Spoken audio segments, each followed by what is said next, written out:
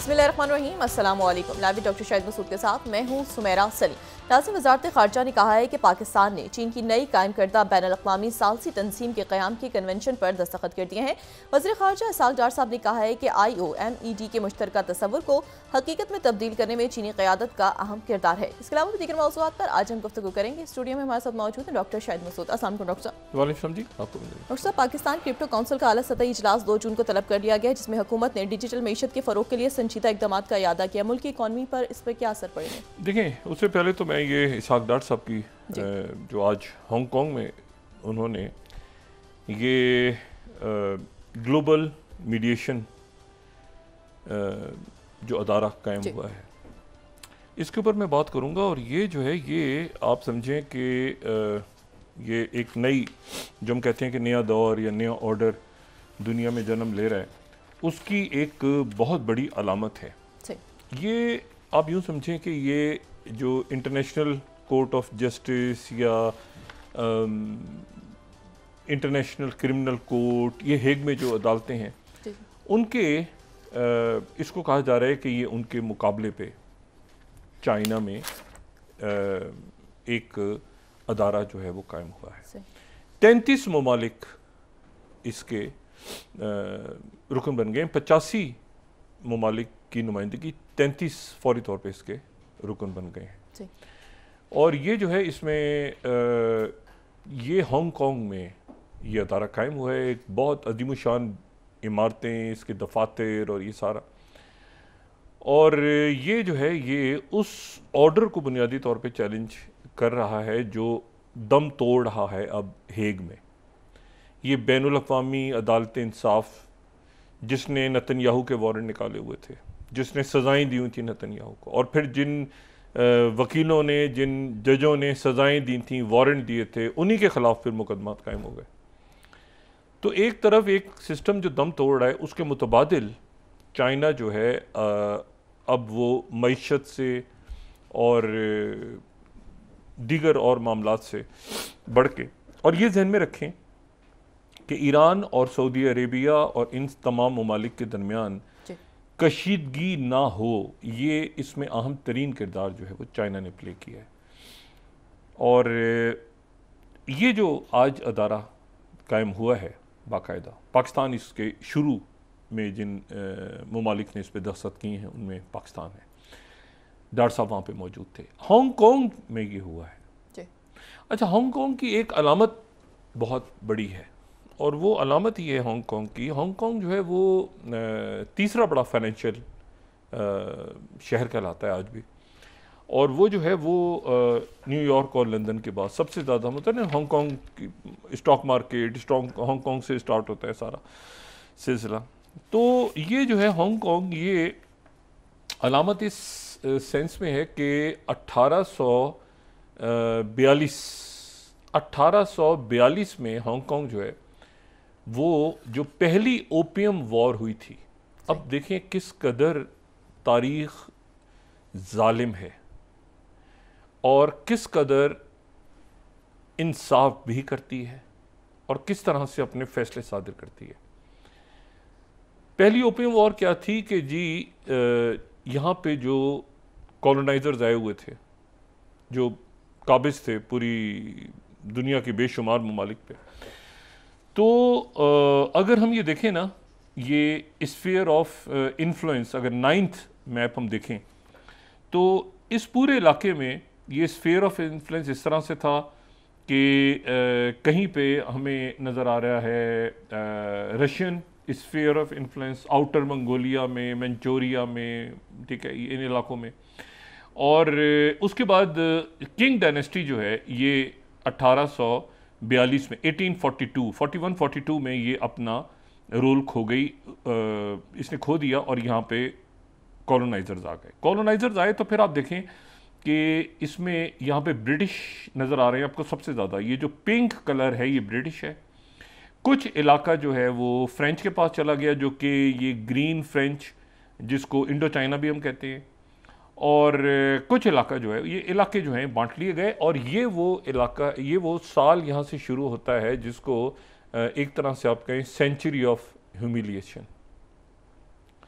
और यहाँ से ईस्ट इंडिया कंपनी और ये फ्रेंच कॉलोनाइजर्स और ये सारे इन्होंने चाइना को आग लगाई, वहाँ पे शहरों को तबाह कर दिया, वहाँ की बंदरगाहों को तबाह। और क्यों? इसलिए कि वो कह रहे थे कि यहाँ पे आप ओपियम ना लेकर आएँ, ठीक है। और ये वहाँ पे ओपियम की तिजारत करके और वहाँ पे तो ये ओपियम वॉर इन्होंने जो है वो चाइना की किंग डायनेस्टी ख़त्म हुई और ये कॉलोनाइज़र वहाँ पे आ गए। उसके बाद ये पूरा इलाका जो है चाइना का ये चला गया बरतानिया के पास, कुछ फ्रांस के पास, कुछ इसके पास, होते बांट लिए इलाके। और फिर 1898 में 100 साल के लिए उन्होंने, बरतानिया ने हांगकांग को 100 साल के लिए लीज पे ले लिया। यानी आप कुल अगर मिलाएं तो 156 साल तक हांगकांग बरतानिया की कॉलोनी रहा। सही।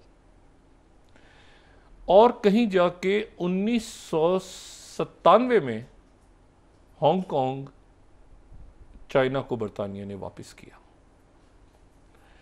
और बड़ी खुशी चाइना में मनाई जा रही थी और एक दुख या गम का समा जो है वो ज़ाहिर बरतानिया में, बरतानिया बाकायदा एक तकरीब में हैंड ओवर कर रहा था। एक बहुत बड़ी तकरीब में बरतानिया हैंड ओवर कर रहा था, हांगकांग को वापस चाइना के हवाले कर रहा था। उस ज़माने का मैं अगर सिर्फ अखबार देखें ना तो आपको अंदाज़ा होगा कि किस तरह से वो उस चाइना में आज बैनुल अक़वामी मीडिएशन का हेडक्वार्टर कायम हुआ है उस मगरबी निज़ाम को चैलेंज करने के लिए, जहाँ पे किसी कत्ले आम में मुलविस शख्स के वारंट निकलते हैं और वो फिर पूरी दुनिया में दंदनाता फिरता है, जो हमने गजा में देखा है। अच्छा, उस ज़माने के पेपर्स अगर देखें ना तो साउथ चाइना मॉर्निंग पोस्ट क्या लिख रहे हैं हांगकांग के बारे में? The hand over, fourth slide अगर हम देखें तो हैंड ओवर, बाकायदा हैंड ओवर जो है वो बरतानिया ने किया। बरतानिया का परचम जो है वो नीचे जा रहा है और साथ ही चाइना का परचम ऊपर जा रहा है। बाकायदा एक तकरीब हुई। अगर हम द टाइम्स बरतानिया का देखें तो ये है 1 जुलाई 1997 को ये हुआ था, ये वापस final farewell to Hong Kong, 6th final farewell to Hong Kong, Chinese promise to preserve laws and democracy. उन्होंने 1 कंट्री 2 सिस्टम कहा कि भाई कुछ यहाँ पे चाइना का हिस्सा होगा लेकिन कुछ कवानीन तिजारत के बाकी वो जो हैं वो मेनलैंड चाइना में। आप अब तो खैर बहुत आसान, सारे चाइना में ही हो गए अब इन्वेस्टमेंट्स और ये सारा, लेकिन उस वक्त उन्होंने कहा था क्योंकि चाइना से बड़ा। लेकिन आप देखें पूरी तकरीब मुनक्किद हुई थी और वो मुल्क जो है या वो सल्तनत जो है वो उसने बाकायदा हैंड ओवर किया था। द गार्डियन ने क्या उस दिन लीड लगाई थी, ये बड़ा इंपॉर्टेंट है। 7th, a last hurrah and an empire closes down.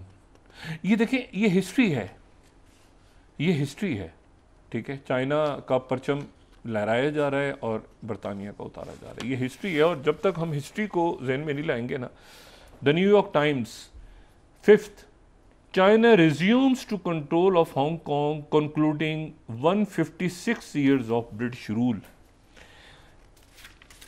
ठीक है ना, 156 years ऑफ ब्रिटिश रूल। और ये परचम जो है वो बरतानिया का जो यूनियन जैक है उसको, ये तस्वीर न्यूयॉर्क टाइम्स ने कैसे लगाई है कि उसको वो एक अफसरदा शख्सियत हैं, वो हाथ में उन्होंने परचम लिए हुए यूनियन जैक और साथ ही चाइना जो है अपना परचम लहरा रहा है।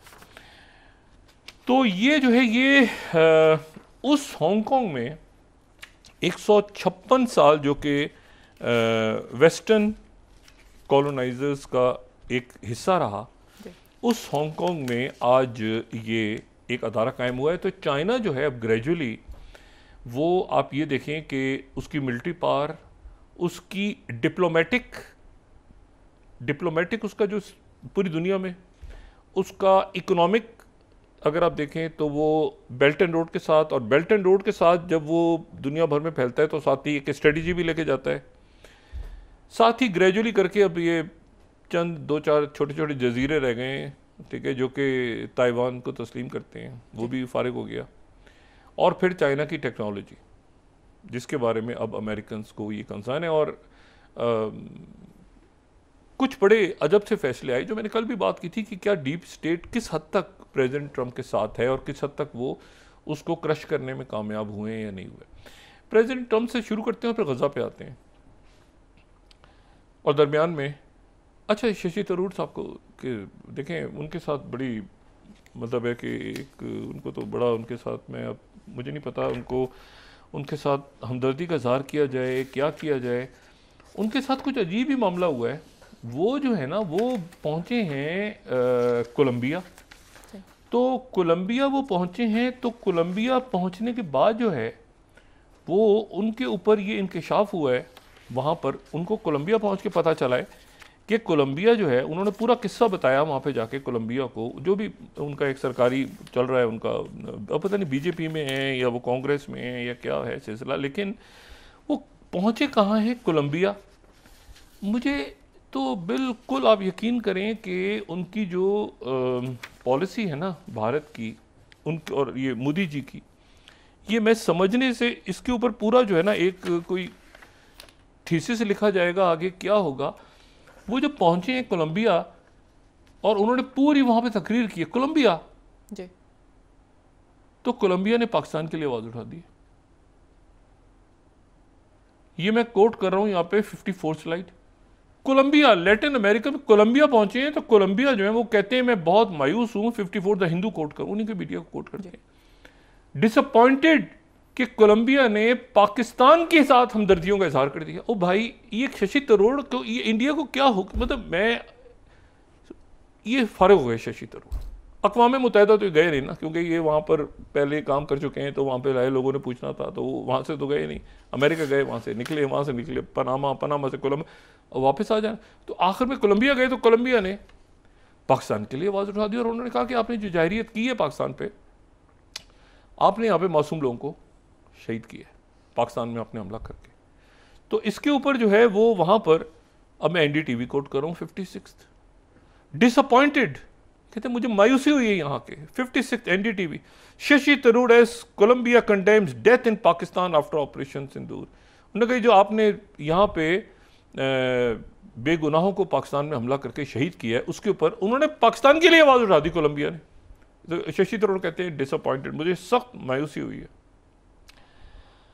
और अब इसकी तहकीकात शुरू हो गई है बाकायदा। अब आज जो भी शुगल मेला होगा वहाँ पे, एक दिन होता है तिरंगा चल रहा है, एक दिन ये चल रहा है, एक दिन राजनाथ टुकड़े कर दूंगा, फाड़ दूंगा, पाकिस्तान के टोटे उड़ा दूंगा, यूं कर दूंगा, वैसे कर दूंगा, बम फाड़ूंगा, पता नहीं क्या करेंगे हम, ये करो, शोर शराबा जो मचाया उन्होंने सियासत में। अब आज के, अब जो अगले आप समझेंगे 8-10 घंटों का मसाला मिल गया, वो मसाला जो इंडिया टुडे ने छाप दिया। अब इसके ऊपर आज बहस होती रहेगी। Columbia surprise 55, Columbia surprise Tharoor, does its pro Pakistan stance have China link. चले जी, सब अब मिल के नाचेंगे, शोर करेंगे, ये कोलंबिया में क्या हुआ थरूर के साथ, शशि थरूर के साथ क्या हुआ, सरप्राइज क्यों गया, क्या वो पाकिस्तान के साथ इसलिए है कि उसमें कोई चाइना दरमियान, देखिए क्या कोलंबिया की ऐसी तैसी फेरेंगे आज। तो बात यह है कि ये जो है, और वो रोज़ आते हैं इनके राजनाथ, और राजनाथ आके रोज़ की बात करते हैं, पाकिस्तान जो है उसको ये कर देंगे, उसके टुकड़े कर देंगे, पाकिस्तान के ये कर देंगे, पता नहीं, मतलब है कि अब आप यकीन करें कि अब इनकी बातें सुन के ना अब कोई गुस्सा भी नहीं आता, अफसोस का इजहार होता है, मतलब हमदर्दी का इजहार नहीं होता कि आप हमदर्दी का इजहार। और मोदी जी को अब कोई तकरीब आए तो कोई तोहफा शोफा भेजें पाकिस्तान से। मैं बड़ा सीरियसली यहाँ पे अभी बात कर रहे थे हम दोस्त अहबाब, मोदी जी को कोई चूड़ियाँ पाकिस्तान से भेजी नहीं, अब क्या कर रहे हैं, तो ठंडे हो जाएं, सिंदूर के साथ फिर चूड़ियाँ भी ज़रूरी हैं, मेहंदी लगा के बैठे हैं आराम से। तो बात सर ये है कि ये तो इनकी टोटल, इन्होंने भारत की जो फॉरेन पॉलिसी थी उसको तो कर दिया फारिग, फॉरेन पॉलिसी को भी, डिफेंस को भी, जो उनका नजरियाती बीजेपी और आरएसएस का चल रहा था उसको भी फारिग कर दिया। ये सारे लोग भी इसमें कंज्यूम हो गए। शशि थरूर एक मेरे ख्याल से शायद उनके वज़ीर ख़ारजा, वो जयशंकर पता नहीं किधर हैं, क्या हुआ, वो उनके जो फ़ज़ाइया के सरबराह हैं वो कह रहे हैं कि जी हमें पैसे खाए जाते हैं जहाज़ों में। तो वो अजीब एक जो है ना, मतलब फ्रांस कह रहा है कि हम देखते हैं कि हमारे जहाज़ों के साथ क्या हो गया है, तो मतलब एक अब इसको यहीं रोका जाए। वापस आते हैं भारत पे, लेकिन थोड़ी देर में। अच्छा, ये शंग्रीला डायलॉग हो रहा है जी, IISS का, ये हर साल होता है शंग्रीला, मनामा और बहरीन में, और पहले जनीवा में भी होता था, अब जनीवा में नहीं होता। तो इसमें जो है वो मैक्रोन पहुंचे हुए हैं वहाँ पे, पैटी हेग्जिट पहुंचे हुए हैं जो सेक्रेटरी डिफेंस है। ये जो है ना, जैसे मनामा में होता था मिडिल ईस्ट ज़्यादा डिस्कस होता था, जब जनीवा में था तो यूरोप ज़्यादा डिस्कस होता था। अब उसकी काफ़ी हद तक जगह ले ली है म्यूनिख सिक्योरिटी कॉन्फ्रेंस ने। तो लेकिन पहले वो जनीवा में जो होता था वो बड़ा ज़बरदस्त होता था, वो भी अच्छा होता था, ये सिक्योरिटी कॉन्फ्रेंस भी अच्छी है। लेकिन ये जो होता है इनका शंग्रीला में जो होता है ये सिंगापुर में, तो यहाँ डिस्कस ज़्यादा जो है वो चाइना, अमेरिका, ये सारा। चाइना ने अपने वज़ीर दिफा को भेजा ही नहीं, वहाँ भेजा ही नहीं, बिल्कुल डाउन प्ले कर दिया, क्योंकि ये एक मगरबी थिंक टैंक है, तो उन्होंने अपने आप को टोटल अलग किया हुआ है इस वक्त। ना वो गए हैं वहाँ पे, और ना वहाँ पे उनकी तकरीर है, ना कोई बात हुई है। प्रेसिडेंट मैक्रोन मौजूद हैं वहाँ पे, पैटी हेग्जिट की आज कल में तकरीर होगी, किसी और डिस्कस कर लेंगे। दूसरी जो बात है वो ये है कि प्रेसिडेंट ट्रंप को, जो मैं डीप स्टेट की बात कर रहा था ना, कि कितना काबू है, कितने कंट्रोल में है चीज़ें, उनको अदालत ने कल रोक दिया था कि आप टैरिफ नहीं लगा सकते, ठीक है। अब वो अपील में चले गए थे। कल हमने ये बात की थी कि अपील में जाएंगे उनको रिलीफ मिल जाएगी, वो अपील में गए उनको रिलीफ मिल गई, यानी टैरिफ दोबारा आ गए अपनी जगह। सही। अच्छा, अब वो टैरिफ अपनी जगह वैसे के वैसे ही आ गए, लेकिन वो आर्जी हैं। आरसी रिलीफ मिला है, एक 2 तारीख को हियरिंग होगी और एक 9 तारीख को होगी। अब ये पूरी दुनिया हिजान में है कि क्या होगा क्या नहीं होगा। उन्होंने 500 अल्फाज का मैसेज लिखा है ट्रुथ सोशल पे, और उसमें जो है वो, अब अगर पहली स्लाइड पूरा तो मैं पढ़ने से रहा, लेकिन ये है कि उसमें उन्होंने ये बात लिखी है, जो फर्स्ट स्लाइड है उनकी, वो कहते हैं कि ये US court of international trade, उसने जो अमेरिका के ख़िलाफ़ रूलिंग दी है टैरिफ के ख़िलाफ़, लेकिन ये 11 जजों का जो पैनल है उसने स्टे दे दिया है। अच्छा, और वेयर डू दीज इनिशियल 3 जजेस कम फ्रॉम, ये 3 जजेस कहाँ से आए थे, ठीक है। How it is possible for them to have potentially done such damage to United States of America, it's a purely a hatred of Trump, what other reason could it be? I was new to Washington and I was suggested that I use the Federalistic Society as a recommending source on judges. मैंने ऐसे ही किया, और आगे ये पूरा ज़्यादा जो है ना, इन्होंने ये कहा कि ये बहुत ही लंबा जो है इन्होंने रेडिकल लेफ्ट जजेस together with some very bad people are destroying America, जो आखिर में लिख रहे हैं। और उसमें ये कह रहे हैं कि under the decision trillions of dollar would be lost by our country, money that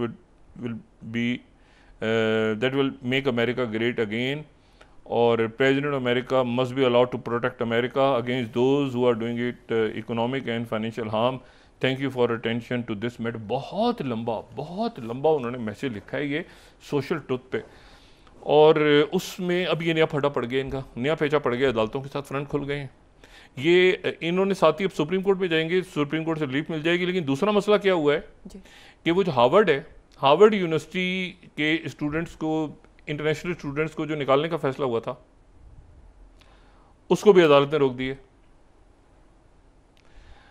और हार्वर्ड के स्टूडेंट जश्न मना रहे हैं, इंटरनेशनल स्टूडेंट, वो भी एक आर्जी फैसला, उस पर भी इनको गुस्सा है। अच्छा, हार्वर्ड के जो स्टूडेंट्स हैं वो जो हैं वो, अब उनका वीज़ा लगा हुआ है, उनका फ्यूचर क्या होगा सारा। ये जब बरतानवी कॉलोनी था ना, तो उस वक्त ये ये हार्वर्ड यूनिवर्सिटी कायम हुई थी। एक बरतानवी वहाँ पे एक कॉलेज था, उस कॉलेज को जब उसकी डेथ हुई जॉन हार्वर्ड ने हार्वर्ड यूनिवर्सिटी नहीं बनाई, ये ज़हन में रखें, एक और कॉलेज था, उस कॉलेज को उन्होंने अपने पैसा सारा डोनेट कर, ट्यूबरक्लोसिस से उनकी डेथ हुई थी, तो उन्होंने जो है अपना पैसा और लाइब्रेरी डोनेट कर दी थी, तो उनके नाम पे फिर उन्हीं का फिर यहाँ पे मुजस्मा लगा हुआ। लेकिन इन्होंने, जॉन हार्वर्ड ने हार्वर्ड यूनिवर्सिटी नहीं बनाई थी, पहली बात तो ये, ठीक है। मुझे भी बड़ा धचका लगा था जब मैं पहुंचा हार्वर्ड। मैंने कहा हार्वर्ड यूनिवर्सिटी, इनका तो उनको पता चला नहीं, इन्होंने बनाई, इन्होंने अपना डोनेट किया था सारा पैसा। और ये जो है ये आईवी लीग कॉलेजेस कहलाते हैं, जो कि नॉर्थ ईस्ट अमेरिका में हैं। 6 कॉलेजेस, उनमें से एक है पेन, ये सेकंड स्लाइड में दिखा था कि Penn, Columbia, Harvard, Princeton, Yale, Brown, ये जो 6 हैं ये इसमें से, डेटमाउथ, ये सारे जो हैं ये तो इसमें से एक हार्वर्ड भी। हार्वर्ड के स्टूडेंट बड़े खुश हैं, बड़े ज़बरदस्त कि ये फतह हो गई, लेकिन अदालतों में फटा चलेगा। अच्छा, इसमें वहाँ पर एक बात फैली हुई है, वो ये है कि ट्रंप के जो सबसे छोटे साहबजादे हैं बैरन, जो कि काफ़ी कद जिनका लंबा है, 19 साल के, और 6 फुट 7 इंच बयान होता है उनकी हाइट जो है, वो मेलिना के जो साहबजादे हैं। तो वो जो हैं वो अब उनके बारे में ये कहा जा रहा है कि जी उन्होंने चूंकि अप्लाई किया था एक ज़माने में हार्वर्ड, तो ये र्यूमर थी कि उन्होंने अप्लाई किया था हार्वर्ड, तो उनको हार्वर्ड में दाखिला नहीं मिला, तो इसलिए जो है वो प्रेसिडेंट ट्रंप पर्सनल हो गए हार्वर्ड यूनिवर्सिटी के। ये इतनी ज़्यादा वहाँ पे खबर पूरी फैली कि मेलिना को आना पड़ा, खुद मेलिना ट्रंप को खुद आके वाजे करना पड़ा कि कोई वक्त ऐसा नहीं था, ये फेक न्यूज़ है, मेरे बेटे ने कभी अप्लाई नहीं किया था हार्वर्ड के लिए, और ये गलत है बिल्कुल बात। और उनके दोस्तों वगैरह ने फिर पॉडकास्ट वगैरह में बयान दिए कि नहीं, ये बात बिल्कुल गलत है, बिल्कुल ऐसा कभी भी नहीं हुआ। लेकिन हार्वर्ड के अंदर ये बात फैली हुई आम है बॉस्टन में कि जी वो जो हैं वो दाखिला लेना चाहते थे, उनको चूँकि रिफ्यूज़ कर दिया था कि तुम, तो इसलिए वो प्रेसिडेंट ट्रंप जो हैं पर्सनल हुए हुए। तो कल उन्होंने खुल के वहाँ तकरीब हुई, उस तकरीब में जनाब वहाँ पे जो है वो मुख्तलिफ आप समझेंगे स्टूडेंट्स ने फ़लस्तीन के लिए तकरीरें की, स्कार्फ पहने हुए थे। उन्होंने कहा जो करना है करो। यहाँ पे स्टूडेंट्स को चूँकि स्टे दे दिया कोर्ट ने, तो वो वहाँ पे जो है वो उन्होंने कोई तशद्दुद की बात नहीं की, ना उन्होंने कोई ऐसी बात की जो एंटी सेमेटिक उसमें आती है, लेकिन फ़लस्तीन के लिए उन्होंने आवाज़ें उठाई और वहाँ पे तकारीर जो हैं वो तकारीब भी हुई और तकारीर भी हुई। तो अब एक तरफ से उनको रिलीफ मिली है कि टैरिफ फिर बहाल हो गए, पूरी दुनिया पे लगे हुए टैरिफ, लेकिन वो हो सकता है फिर उठा दिए जाए, तो दुनिया के वो हिचकोले खा रही है, पूरी मईशत हिले हुए सारे कि भाई क्या होता है क्या नहीं होता। और साथ ही जो है वो हार्वर्ड के स्टूडेंट्स को भी रिलीफ मिल गया। अच्छा, ये अब टैरिफ का जो मसला है ये हो सकता है। तो अच्छा, आज कुछ देर पहले उन्होंने दूसरा मैसेज डाला है, और ये जो है थर्ड स्लाइड, उन्होंने कहा है कि कल यानी कल रात को डाला था उन्होंने, तो अभी दिन शुरू हुआ है, तो वहाँ पे उन्होंने कहा है कि थर्ड स्लाइड की उन्होंने कहा कि मैं प्रेस कॉन्फ्रेंस करूँगा इलॉन मस्क के साथ ओवल ऑफिस में। आज वो प्रेस कॉन्फ्रेंस करेंगे इलॉन मस्क के साथ, ये बड़ा इंटरेस्टिंग होगा, और ये उनका आखिरी दिन होगा, और ये जो है उन्होंने साथ ही कहा कि he will always be with us, और वो जो है वो Elon is terrific, see you tomorrow at the White House. कल वाइट हाउस मुलाकात होगी, ज़ाहिर है प्रेस कॉन्फ्रेंस में होगी, उसके बाद लेकिन क्या वो रुकेंगे नहीं रुकेंगे वो अलग बात है, क्योंकि वो तो जा रहे हैं वाइट हाउस से। अच्छा, जब इलॉन मस्क आए थे ना, तो इन्होंने कहा था कि मैं $2 ट्रिलियन सेव करूंगा, $2 ट्रिलियन।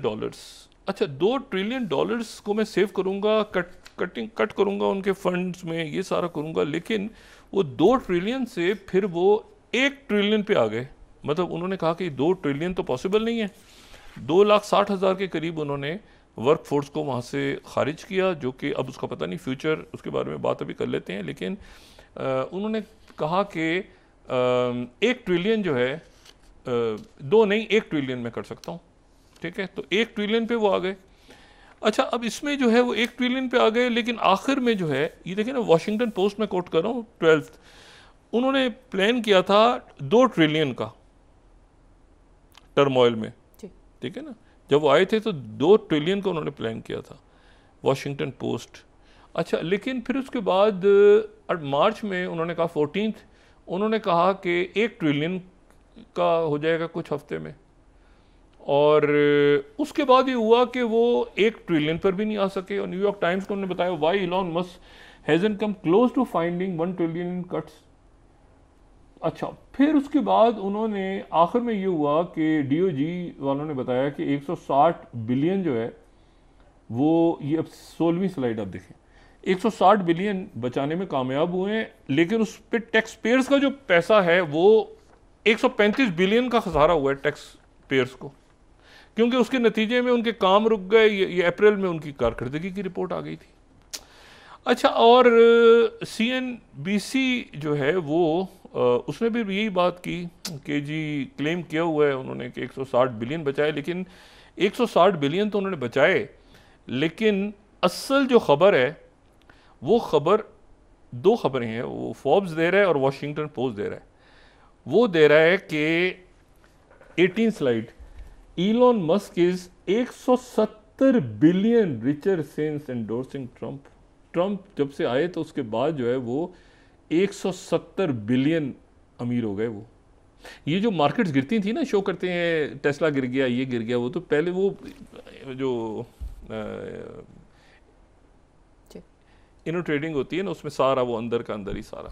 अच्छा, और फिर उसके बाद वॉशिंगटन पोस्ट ने लिखा कि Elon Musk put 277 million into the election, he is 200 billion richer this year.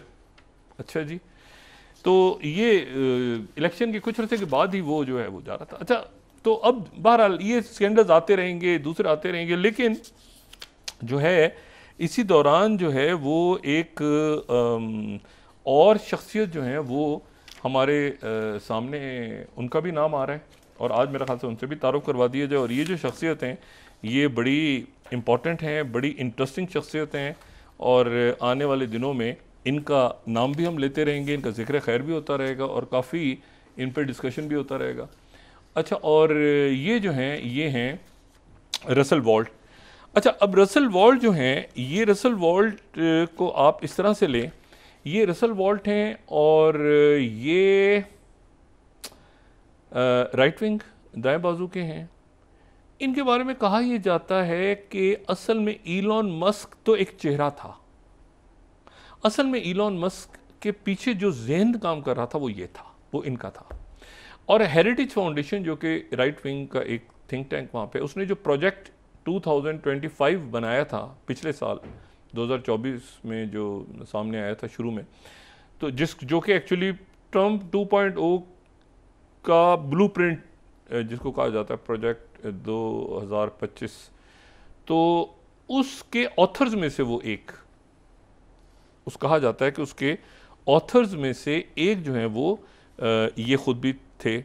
अच्छा, तो इन्होंने जो है ये अब ये इनके बारे में कहा जा रहा है कि ये अब खुद बजाते खुद ये फ्रंट पे आ जाएंगे और फ्रंट पे आने के बाद जो है ये संभाल लेंगे DOJ को।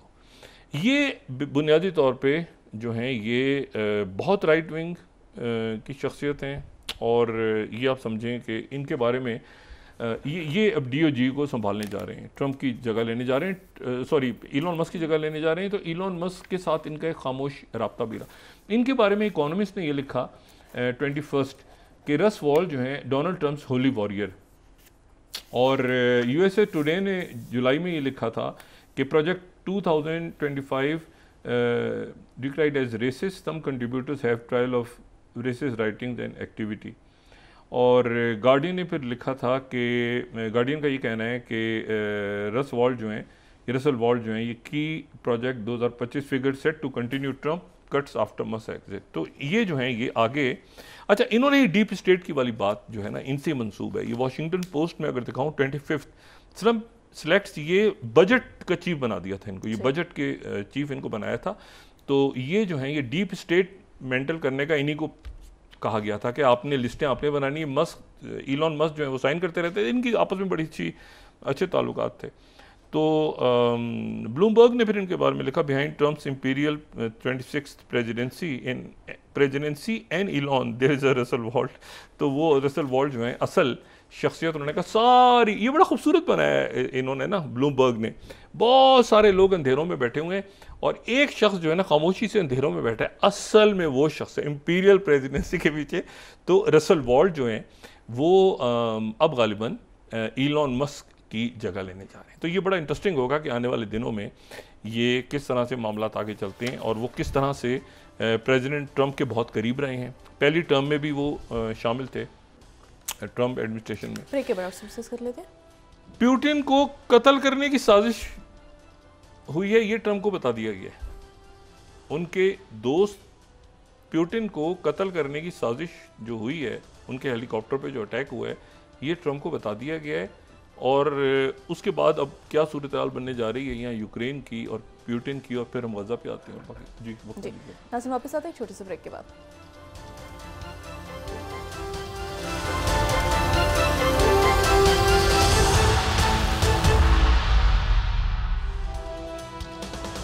वेलकम बैक नाज़रीन। डॉक्टर वज़ीर-ए-आज़म शहबाज शरीफ साहब भी अपना 4 मुल्की दौरा मुकम्मल करके जो है पाकिस्तान वापस आ गए हैं। अब देखिए बजट के हवाले से यहाँ पे अब ज़ाहिर बहस शुरू होगी, और दूसरे इश्यूज़ हैं, पॉलिटिकल इश्यूज़ हैं कि खान साहब का और तहरीक इंसाफ के साथ मामला किस तरह आगे बढ़ते हैं। लेकिन ये मैं आपको बताऊं कि जो रशिया की तरफ अभी आते हैं थोड़ी देर में और उस बात पे करते हैं, लेकिन जो वित्कोफ का जो स्टीव वित्कोफ का जो मुआहदा है उस पर ज़रा नज़र डाल लें।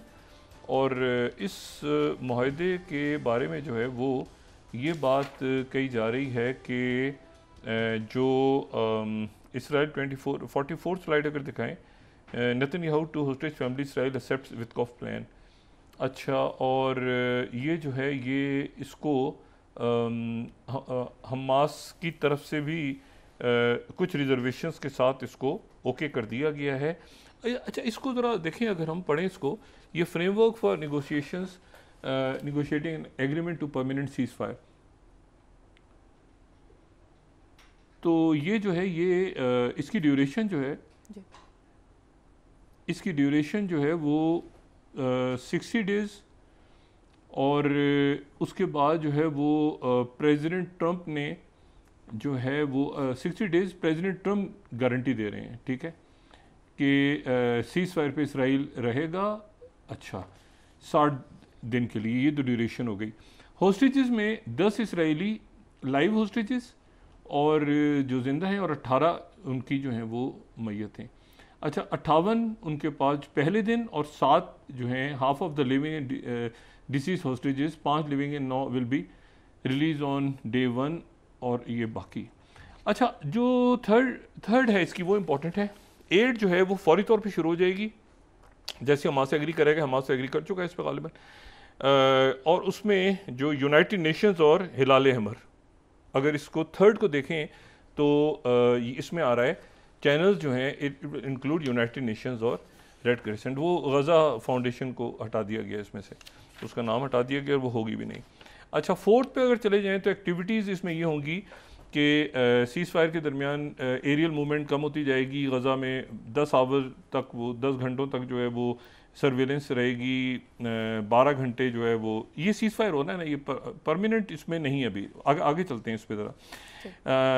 जो फ़ौज की डिप्लॉयमेंट है, पहले दिन वो शुमाली गज़ा से और नितिज़म कॉरिडोर में वो रहेगी, और आर्टिकल 3 के मुताबिक, और उसके बाद 7वें दिन से ये जो है ये सदर्न पार्ट में होनी शुरू हो जाएगी, और उसके बाद जो है ये टेक्निकल टीम्स, इसका सी क्लॉज जो है, टेक्निकल टीम्स फाइनल वर्कआउट करेंगी, और फिर उसके बाद 6 में निगोशिएशन शुरू हो जाएंगी। साथ ही छठा जो है इनका वो शुरू हो जाएंगी, मीडिएटर्स, गारंटर्स वो सारे आ जाएंगे, और कीज़ एंड टर्म्स सारी लिस्टें, होस्टेजेस की, नंबर ऑफ पैलेस्टीनियन प्रिजनर्स, अच्छा ये सारा शुरू होगा। और फिर सी इसमें इंपॉर्टेंट है, arrangements related to the day after in the Gaza Strip, ठीक है ना, जो कि अच्छा, फिर announcement of a permanent seize fire, मुस्तकिल जंगबंदी की तरफ जाएंगे, डी।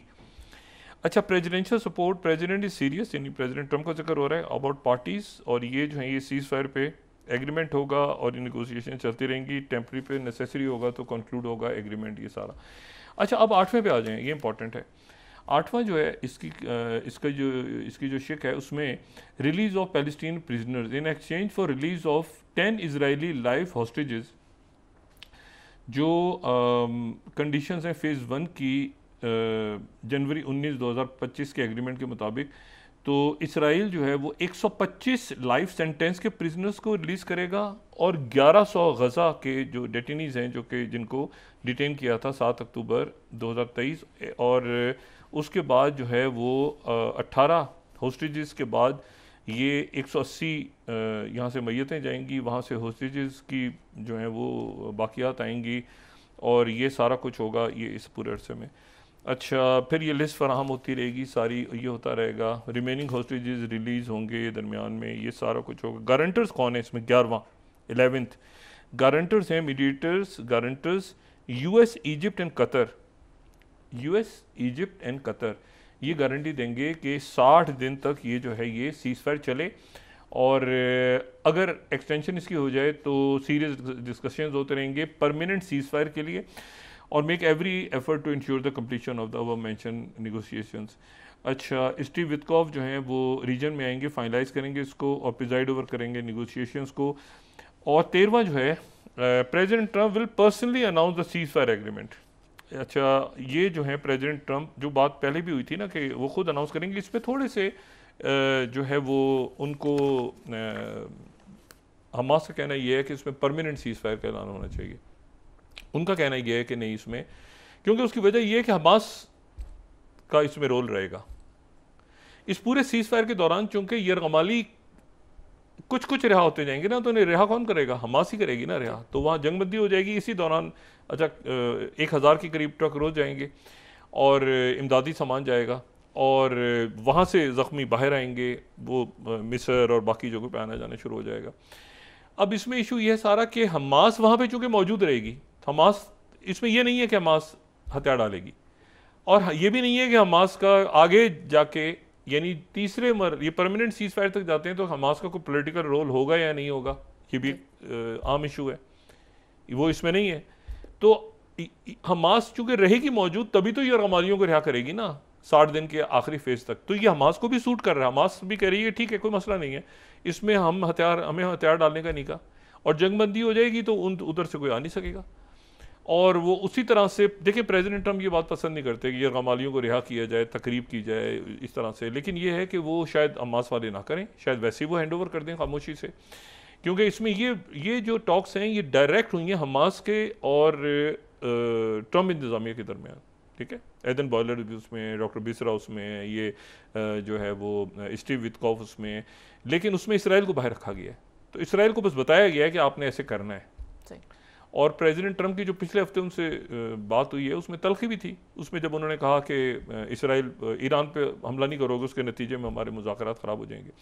अब जो इनके पास एक रास्ता है वो ये है कि ये जो है ये सारे के सारे जो है ना, इन्होंने वहाँ पर 22 के करीब इन्होंने वहाँ पर मगरिबी किनारे में अपनी जो मुस्लिम क्वार्टर और आर्मीनियन क्वार्टर और यहाँ पे सेटलमेंट्स ज़्यादा करनी शुरू कर दी हैं, 22 मज़ीद सेटलमेंट्स कर दी हैं।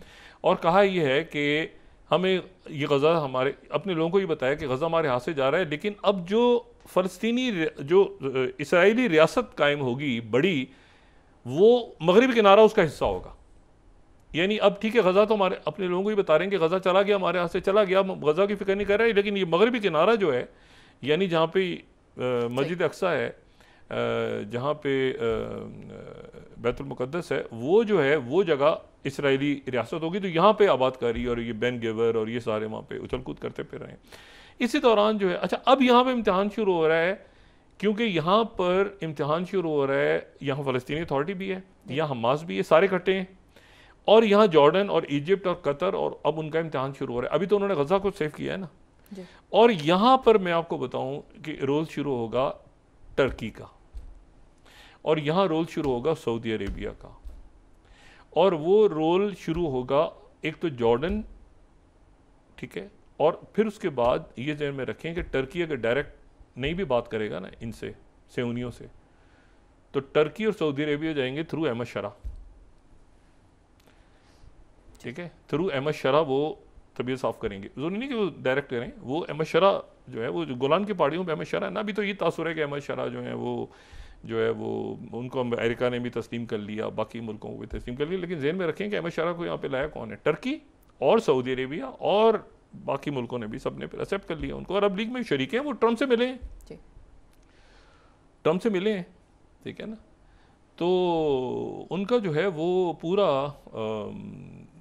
तो अहमद शरा को कहेंगे, अहमद शरा ये संभालेंगे इस पूरे इलाके में, ठीक है, जॉर्डन और ये सारा, तो सीरिया पूरी अपनी फोर्सेस लेके इनकी तबीयत साफ़ करेगा, लेकिन पहले मरहले पे ये वहाँ पर। अच्छा, दूसरी जो बात है वो ये कि प्रेसिडेंट ट्रम्प को बता दिया गया है कि ये पुतिन पे ये अटैक हुआ है और ये अटैक जो है ये अब वो पुतिन तो क्या मेरा दोस्त मेरे यार पे हमला हुआ है, मुझे छठे दिन पता चल रहा है कि मुस्लिम मारा था वहाँ पे लोगों को। अब जनाब ज़ेलेंस्की साहब को एक तो वो उधर से तौरस रुक गया पूरा, ठीक है। यूरोप खुश था कि ये टैरिफ हटे हैं तो जान छूटी है, मुसीबत क्या पूरी मईशत हमारी ऊपर नीचे हो रही है। अब वो फिर टैरिफ लग गए दोबारा और वो लगे हैं और प्रेसिडेंट ट्रंप ने अदालत के पूरा जो इन्होंने सोशल ट्रुथ पे 500 अल्फाज का डाला है मैसेज, इतना लंबा मैसेज है कि उसको पढ़ के ऐसा लग रहा है कि किताब लिखी हुई है। तो वो जो है वो अब उसमें इशू ये है कि ज़ेलेंस्की को इन्होंने कहा कि तुम वहाँ पे भेजो और 2 तारीख को वहाँ पे जाओ और मुज़ाकरात करो। कहाँ पे? इस्तांबुल में।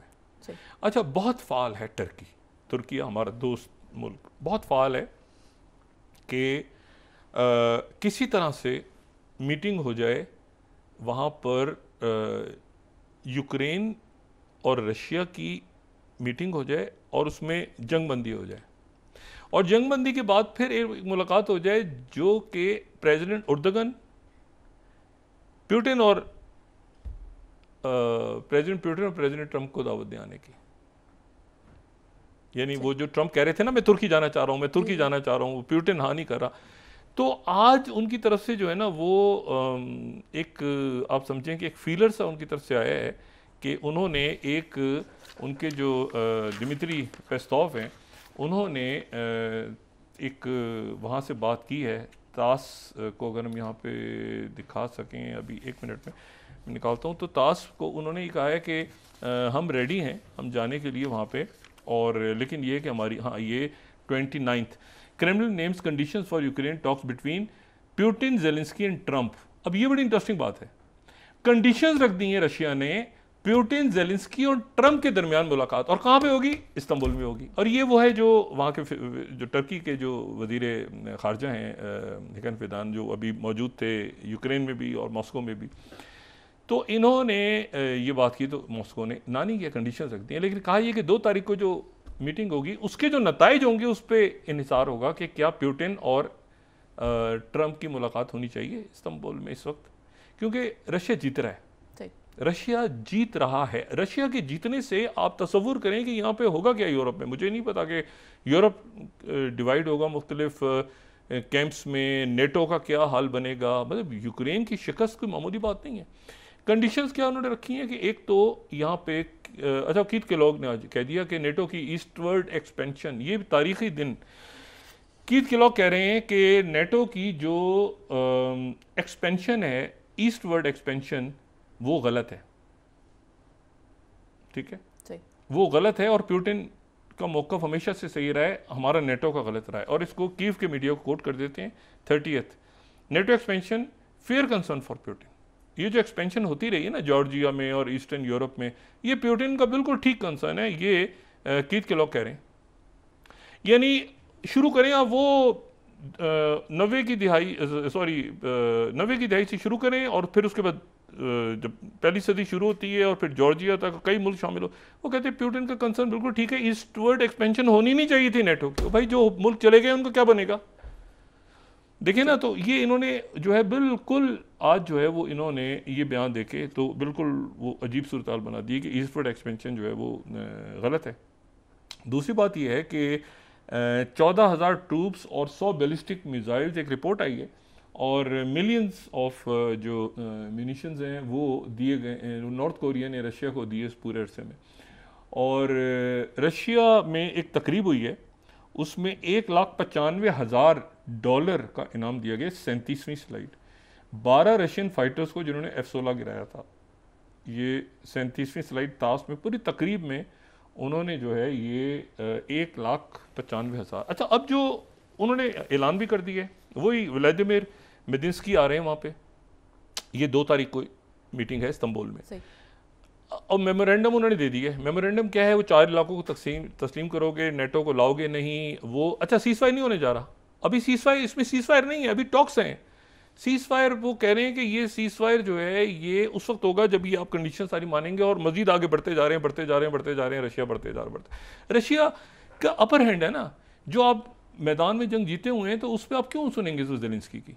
क्यों ज़ेलेंस्की की सुनेंगे? मुझे बताया ना, टैरिफ फिर आ गए तो फिर वही दोबारा इकोनॉमीज़ हैं, यूरोप के मुल्क हैं ज़बरदस्त, उनकी अपनी इकोनॉमीज़ का फार राइट वहाँ पे आगे आई है। ये जहन में रखें कि फार राइट की पार्टियाँ जो हैं वो सिर्फ ये जो दूसरे मुल्कों से लोग आ रहे हैं ना, नॉन यूरोपियन कंट्रीज से इमिग्रेंट्स, उनके अगेंस्ट नहीं है। ये यूक्रेन और ये जंगों के नतीजे में भी बहुत ज़्यादा यहाँ से बहुत ज़्यादा जो इमिग्रेंट्स हैं वो बहुत ज़्यादा पहुँचे हैं, और यहाँ से अनसेफ होकर लोग अब शिफ्ट हो रहे हैं सेंट्रल यूरोप में या बाकी जगहों पे, क्योंकि नेटो और ईयू का फ्यूचर जो है वो अब ये ब्लॉक्स में डिवाइड होगा। ठीक है, ये जो जंग है ना, ये बहुत कुछ, अगर ये रशिया जीत जाता है ना जंग, और साथ ही आप देखें कि चाइना, और ये चाइना पाकिस्तान, और फिर पाकिस्तान तुर्किया, और पाकिस्तान ईरान, और पाकिस्तान अफ़गानिस्तान, सफारती ताल्लुकात, सफ़ीर के लेवल पे एलिवेशन हो रहा है, ये पूरा जो एक दुनिया का एक ब्लॉक बन रहा है। तो इसमें आप देखें कि कितना कलीदी रोल है पाकिस्तान का, और पाकिस्तान एक फातह बन के उभरा है। ये टेक्नोलॉजी सारी उन्होंने ऐसी तैसी फिर दी है उनके, और बात ही नहीं कर रहे अभी तक। राफेल तैयारी किधर गए, सारा दुनिया कह रही है, तो उनके खुद बीजेपी के लीडर्स और सारे, तो शिकस्त फाश हुई है, बहुत बुरी शिकस्त हुई है, और आगे जाके मजीद होगी अगर वो दोबारा कोई कोशिश करते हैं, लेकिन वो करेंगे नहीं। प्रेसिडेंट ट्रंप, मैंने कहा ना, नेतन्याहू, ज़ेलेंस्की, मोदी एक ही थ्रो अंडर द बस वाले हैं। तो अब मसला ये है कि वो वहाँ पर दिमित्री पेस्कोव ने जो ऐलान किया है, उन्होंने कहा कि ये शराइत हैं जिसके ऊपर पुतिन ट्रंप की मुलाकात हो सकती है ज़ेलेंस्की से तुर्किया के अंदर। ट्रंप बेताब है पुतिन से मिलने के लिए, बेताब है पुतिन से मिलने के लिए, और शी जिनपिंग से मिलने के लिए भी। लेकिन शी जिनपिंग के साथ तो अब चाइना तो बात ही नहीं कर रहा ना। ये जहन में रखें, ट्रंप ने एक आदमी को बुलाया था अपनी इनॉग्रल में, उसका नाम शी जिनपिंग था, जिसने ना कर दिया था। बाकी लोग तो वगैरह वगैरह वगैरह वगैरह थे ना सारे। अच्छा, और साथ उसके जो है वो उस टीम को जो हेड करेंगे वो व्लादिमीर मेदिंस्की हेड करेंगे, जो कि पहले भी जिन्होंने हेड किया था। उनके साथ रशिया की मिलिट्री इंटेलिजेंस के सरबराह होंगे, उनके साथ जो है रशिया के डिप्टी फॉरेन मिनिस्टर होंगे, लेवरोव नहीं होंगे। ये एक बड़ी आप समझें कि एक सख्त बात करने वाली टीम है जो रशिया की पहुंच रही है इस्तांबुल। यूक्रेन के तरफ से जो है वो रुस्तम उमरोव आए थे, जो कि मुसलमान हैं, लेकिन यूक्रेन के वज़ीर दिफा बड़े मुनासिब आदमी हैं। वो तस्वीर जहन में लाए ना कि ये सारे लोग खड़े हैं, ये 16 मई की तो वो लाए ना पिछले चंद, अगर वो दिखा सकें हम, ये सारे लोग खड़े हैं बाहर, और रशियंस ने कहा है कि आप क्यों अंदर दाखिल होंगे, हमारी और यूक्रेन के लोगों की बात हो रही है। और वहाँ पे पैते हेक्सेट भी खड़े हैं, और बाकी लोग सारे घूम रहे हैं वहाँ पे। वो उनको किसी को समझ नहीं आ रहा। मार्को रूबियो थे मेरे ख्याल से, पैते हेक्सेट भी पहुँचे हुए थे, स्टीव वित्कोव। तो वो तस्वीर देने में लाए ना कि सारे लोग खड़े हैं, और वो एक महल के अंदर जो है, महल के बाहर टहल रहे हैं इस्तांबुल में, और रशियंस ने कह दिया कि अमेरिकन क्यों बैठेंगे आके। तो अब अमेरिकन जाएंगे ही नहीं। ये याद है तस्वीर, ये सारे घूम रहे थे बाहर, इनको अंदर बुलाने से इनकार कर दिया था रशियंस ने। इन्होंने कहा था आपका क्या काम है, हमारा और ज़ेलेंस्की का मामला हो रहता है, आप कहाँ से आ गए बीच में। तो ये सारे बाहर घूम रहे थे। जो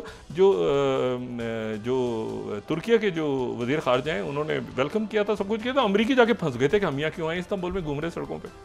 तो वो बड़ी अजीब सी सूरत हाल बन गई थी। फिर अमेरिकन मिले थे, यूक्रेन के लोगों से अलग से मिले थे, उनकी मरहम पट्टी करने के लिए। लेकिन मसला ये कि वो रशियन से मिलने से इनकार कर दिया उन्होंने, आप कहाँ से आ गए भाई। तो मसला ये कि इस दफ़ा अमेरिकन है ही नहीं, इस दफ़ा डायरेक्ट वो रशियंस और यूक्रेन की मुलाकात होगी आपस में। यूक्रेन वाले कह रहे हैं हमें मेमोरेंडम भेजें, वो कह रहे हैं मेमोरेंडम उसी दिन दिखाएंगे 2 तारीख को ही।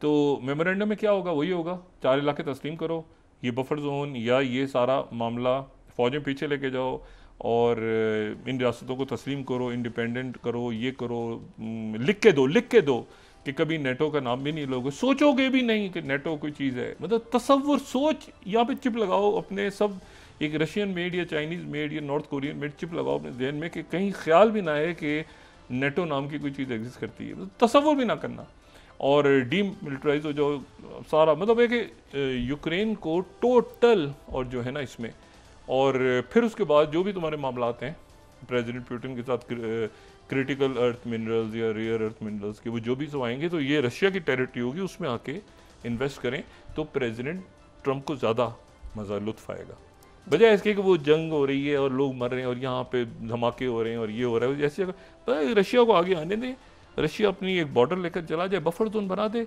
उस बफर जोन के अंदर फिर अमेरिकन आके इन्वेस्टमेंट करें, एक अच्छा सा ट्रंप टावर भी बना लें। क्रीमिया बहुत पसंद है, आपको पता है क्रीमिया जो है ना वो प्रेसिडेंट ट्रंप को बहुत पसंद है, वो साहिली इलाका है ना, कोस्टल लाइन, बहुत पसंद है प्रेसिडेंट ट्रंप को। तो वो हो सकता है क्रीमिया में बना लें, उसकी शाख बना लें वहाँ जी। जी बहुत शुक्रिया डॉक्टर साहब। नाज़रीन इसके साथ ही आज का प्रोग्राम अपने इख्तिताम को पहुँचा। मुझे सुमेरा सलीम को इजाज़त दीजिए। अल्लाह ने के बाद जी डॉक्टर साहब। अपने दोस्तों रिश्तेदारों गिरदोनवा के लोगों का सब ख्याल रखिएगा। अल्लाह हाफ़िज़।